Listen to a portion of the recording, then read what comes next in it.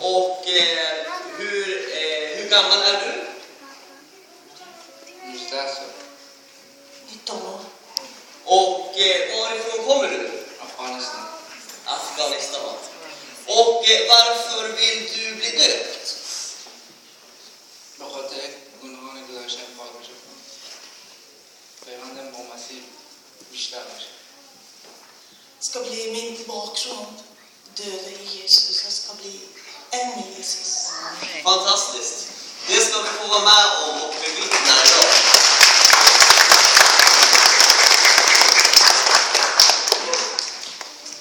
I Faderns, Sonens och den helige Andes namn. Gud vill att vi ska leva i gemenskap med honom. Och därför har han sänt sin son, Jesus Kristus, för att rädda oss från det onda. Och genom dopet föder han oss till ett nytt liv, för oss in i sin kyrka och i ett liv i förening med honom. Och det gör han nu med dig, Ali, som idag ska få bli döpt. Jag vill igen fråga dig, vilket är ditt namn?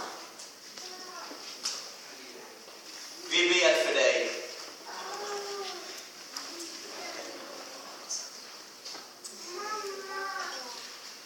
Gud, du som ensam räddar från allt ont, befria Ali från mörkrets makt.